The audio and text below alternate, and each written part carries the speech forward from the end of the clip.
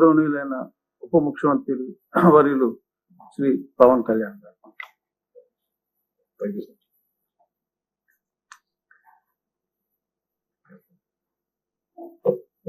Deputy speaker ఎన్నికైన శ్రీ కనుమూరి రఘురామకృష్ణరాజు గారికి మనస్ఫూర్తిగా నా శుభాకాంక్షలు తెలియజేస్తాను. గౌరవ ముఖ్యమంత్రి శ్రీ నారా చంద్రబాబు నాయుడు గారికి, గౌరవ శాసనసభ్యులకు, మంత్రివర్గ సభ్యులకు, ప్రతి ఒక్కరికి నా హృదయపూర్వక నమస్కారం. గత 5 సంవత్సరాల కాలంలో కానీ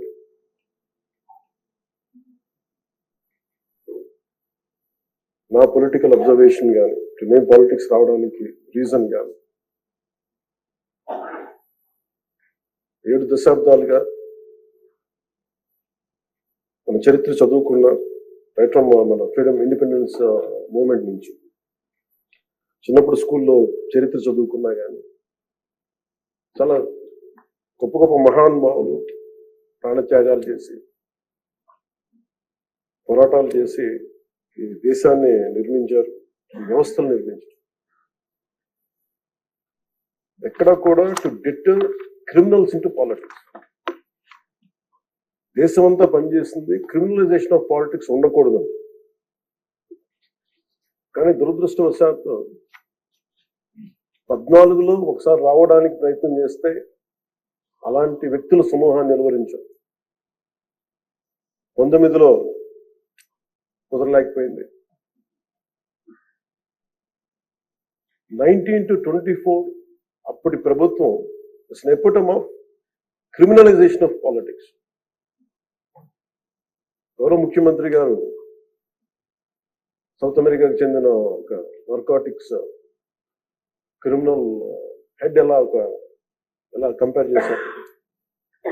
క్రిమినల్ మైండ్ సెట్ తో ఉన్న వ్యక్తులు కనుక రాజ్యాన్ని వెళ్తే వాళ్ళు దేనికి గౌరవం ఇవ్వరు, వ్యవస్థలకు గౌరవం ఇవ్వరు, రాజ్యాంగ విధానాలకు గౌరవం ఇవ్వరు, ఎవరైనా బలి చేయగలరు. మన పర భేదం లేదు. గత ప్రభుత్వంలో రఘురామకృష్ణరాజు గారు ఎంత బాధించారో చూస్తే, దానికి ముందు వరుసగా చూస్తే సుప్రీంకోర్టు జడ్జెస్ ని వదలలేదు, చిన్నపాటి కార్యకర్తల్ని వదలలేదు, ప్రతిపక్షంలో ఎవరిని వదలలేదు. స్వయాన వాళ్ళ పార్టీ తరఫున గెలిచి ఎంపీగా ఎన్నికైన రఘురామకృష్ణరాజు గారిని విధానాలతో విభేదించి ఆయన ఎంత ఇబ్బందికి గురి చేశారో, శారీరకంగా, మానసికంగా, అన్ని రకాలుగా. ఒక ఎంపీకి ఒక తీసుకెళ్లి అరెస్ట్ చేస్తారు, ఏదో ఇబ్బంది పెడతారు, అట్లా ఏదో అనుకున్నాం. కానీ ఆయన మీద ఒక 3rd degree మెథడ్స్ వాడటం, బెదిరించడం. ఆ రోజున గౌరవ ముఖ్యమంత్రి కోసం నేను కూడా స్పందించాను. భయం వేసింది మాకు, ఆయనకి ఏం జరుగుద్దో అని. చాలా ఆవేదన కలిగింది. చాలా బలమైన ఇబ్బందులు ఎదుర్కొన్నారు. నాకు నిజంగా ఆ రోజున అనిపించింది, క్రిమినల్స్ కనుక రాజ్యాలు వెళ్తే ఎలా ఉండాలి, ఎలా ఎదుర్కోవాలి. సో ఈ ప్రభుత్వం తాలూకు వ్యతిరేక ఓటుని చీలనివ్వకూడదన్న నా ఆకాంక్ష ఈ రోజున మిమ్మల్ని ఈరోజు డిప్యూటీ స్పీకర్ పదవిలో చూస్తుంటే నిజంగా నేను ఆ రోజు నా ఆవేదన, నా ఆక్రోశం ఈరోజు మీ రూపంలో డిప్యూటీ స్పీకర్గా మీరు ఉండటం నాకు నిజంగా చాలా చాలా ఆనందంగా ఉంది. ఇక్కడ మొన్న ఆ రోజు మీరు కూడా ఉన్నారు. మనం సభ ప్రారంభమైనప్పుడు దాదాపు ఇక్కడ సభ్యులందరూ కూడా దాదాపు 80% సభ్యులు, మన అచ్చెన్నాయుడు గారి దగ్గర నుంచి, మీ దగ్గర నుంచి, చంద్రబాబు నాయుడు గారి దగ్గర నుంచి అందరూ కూడా ఏదో ఒక రకంగా క్షోభ అనుభవించిన వాళ్ళు, బాధలు అనుభవించిన వాళ్ళు, సోషల్ మీడియా అబ్యూస్ ని భరించలేని నాటి 100% అందరూ ఏదో ఒక విధంగా సోషల్ మీడియా అబ్యూస్ అయితే జరిగింది. ఇలాంటి పరిస్థితుల్లో మనందరం కలిసికట్టుగా ఉండి ప్రజాస్వామ్యాన్ని కాపాడినందుకు మనస్ఫూర్తిగా ఈ సభకు నేను మనస్ఫూర్తి ధన్యవాదాలు చెప్పుకుంటున్నాను. ఇది భవిష్యత్తులో మీరు ఈ పదవిని అలంకరించారు. మీరు మీకు ఆవేదన ఉంది, మీ కోపం ఉంది. రచ్చబండ కార్యక్రమం ద్వారా మీరు కూడా మాట్లాడాల్సిన అవసరం లేదు. యాక్చువల్ మీరు కూడా అలాంటి, మీ దగ్గర మాటకి చాలా బలమైన పదును ఉంటుంది. మీ మాటకి హాస్యం ఉంటుంది, గుడ్ సెన్స్ ఆఫ్ హ్యూమర్ ఉంటుంది మీ దగ్గర. కానీ రచ్చబండ అనే ఒకటి కార్యక్రమం మీరు ప్రారంభించాలి అంటే ఎంత విసిగిపోతే మీరు ప్రారంభిస్తారు, ఎంత నిస్సహాయత ఉంటే ప్రారంభిస్తారు.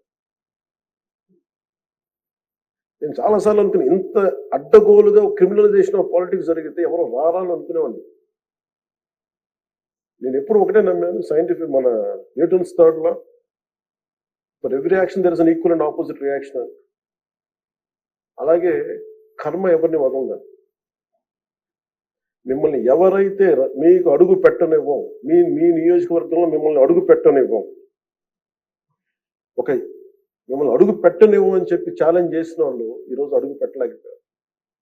కర్మ అంత బలంగా ఉంటుంది. 56,777 ఓట్లతోటి దాదాపు 59.80% ఓట్ తోటి గెలిచి మీరు ఎమ్మెల్యేకి వచ్చారు గుండి నియోజకవర్గం. ఈ రోజున వాళ్ళకి వై నాట్ 175 అలా అన్న మాటల దగ్గర నుంచి కానీ ఈ రోజున అడుగు పెట్టడానికి కూడా భయం ఉంది. మిమ్మల్ని ఎదుర్కోవాలంటే భయం. ఎందుకు మనం వ్యవస్థల్ని కాపాడాలి, ఎందుకు రూల్స్ పాటించాలి అంటే, మనిషి అధికారం మదం ఎక్కి అహంకారంతో ఉంటే ప్రకృతిలో ఏమీ జరగదు, ఏమి అనుకోవడానికి లేదు. దానికి నిదర్శనమే సభ, దానికి నిదర్శనమే మిమ్మల్ని ఎంత హింసించి.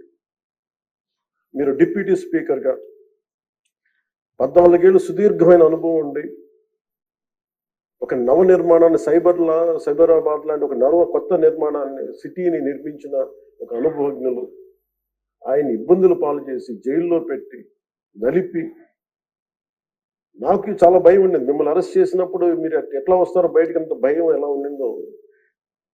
గౌరవ ముఖ్యమంత్రి గారిని ఆ రోజున అరెస్ట్ చేసినప్పుడు నాకు చాలా ఆవేదన ఉండింది. ఏం జరుగుతుందో లోపల, ఏం చేస్తారు. ఒక ఎంపీగా మిమ్మల్ని ఇలా చేయగలిగినప్పుడు ఆయన్ని కూర్చోబెట్టి రాష్ట్రంలో ఏమేం చేస్తారన్నది నిజంగా ఆవేదన. అది ఆ రోజు తగులుతో నాకు అనిపించింది. ఈ రోజున అందరం బయటకు వచ్చి నిలబడ్డాం. దేనికి? ఇది ఒక చంద్రబాబు గారి కోసం, మీకోసం, ప్రజాస్వామ్యాన్ని నిలబెట్టాలి. ప్రజాస్వామ్యం it should be eternal vigilance. మనకి ఎటర్నల్ అంటే నిరంతర పహారా లేకపోతే మనకి సరిహద్దుల్లో దేశం మన హద్దుల్ని ఎలా కాపాడుకుని నిరంతర పహారా అవసరము. ప్రజాస్వామ్యాన్ని కాపాడుకోవడానికి నిరంతర పహారా అవసరం. అందుకని మేమందరం eternal vigilance is essential for democracy. మేమందరం బయటకు వచ్చి ప్రజాస్వామ్యాన్ని కాపాడుకోవడానికి మనందరం పడ్డ తపన ఈ రోజున ఈ సభ నిలువెత్తు నిదర్శనం. మీరు ఖచ్చితంగా మీరు సభా గౌరవాన్ని నిలబెట్టాలని మనస్ఫూర్తి. మీ విట్టు కోల్పోకండి, మీ సెన్స్ ఆఫ్ హ్యూమర్ కోల్పోకండి. ఎందుకంటే మీరు ఉంటేనే లైవ్లీగా ఉండి, మీరుంటే ఎన్ని నవ్వులు పువ్వులు ఉన్నాయి చూడండి. ఆనందాన్ని తీయకండి. అట్ ద సేమ్ టైం మేము కోరుకునేది కూడా ఆ ప్రజాస్వామ్యం తాలూకా విలువల్ని, ఆ భాషని కాపాడు. సభల్లో భాష దిగజారిపోతే అది రోడ్ల మీదకి వెళ్ళిపోతుంది. ఈరోజు అంటే ఎవరు ఏం మాట్లాడుతున్నారో ఇష్టం వచ్చినట్టు మాట్లాడి, బూతులు తిట్టి, మేము ఇళ్లలోకి వచ్చి మీ ఇంట్లో మీ ఆడపడుచుని రేపులు చేస్తాం, మీ పిల్లల్ని ఎలా అంటాం. అడ్డగోలు ఈరోజు ఇంతమంది మాట్లాడుతున్నారంటే దానికి చట్టసభల్లో నుంచే ఆ కదలిక మొదలు. ఆ హుందాతనం పోయింది సభలో. తిరిగి మీరు డిప్యూటీ స్పీకర్గా, అయ్యన్న పాత్రుడు గారు స్పీకర్గా ఆ హుందాతనాన్ని మీరు తిరిగి తీసుకురావాలి. 1-2 సందర్భాల్లో మనం వచ్చినప్పుడు ఎవరో ఒక మాట ఏదో అంటే గౌరవ ముఖ్యమంత్రి చంద్రబాబు నాయుడు గారు ప్రత్యేకించి చేయొద్దు, మళ్ళీ ఇంకా అలాంటి కల్చర్ తీసుకురాకండి, అది అయిపోయింది గతం. సో అది మీరు మనస్ఫూర్తిగా దాన్ని పాటించి సభ గౌరవాన్ని నిలబెట్టాలని కోరుకుంటా ఉన్నాను. ఒకటే ఒక విన్నపం అధ్యక్ష స్థానంలో కూర్చున్న మీకు, మీ టెన్యూర్లో అయ్యన్న పాత్రుడు గారు మీ టెన్యూర్లో కరెక్షన్ మొదలవ్వాలంటే భావ ప్రకటన, భావ స్వేచ్ఛ మీద ఇష్టానికి మాట్లాడేస్తా ఉన్నారు అందరూ. మనకి గౌరవ మంత్రి లోకేష్ గారిని బుద్ధి పెడతారు, ఏదన్నా అంటే భావ ప్రకటన, భావ స్వేచ్ఛ అన్నారు. దీనికేదో ఒక ఫైనల్ కరెక్షన్ ఈ సభలో జరగాలి.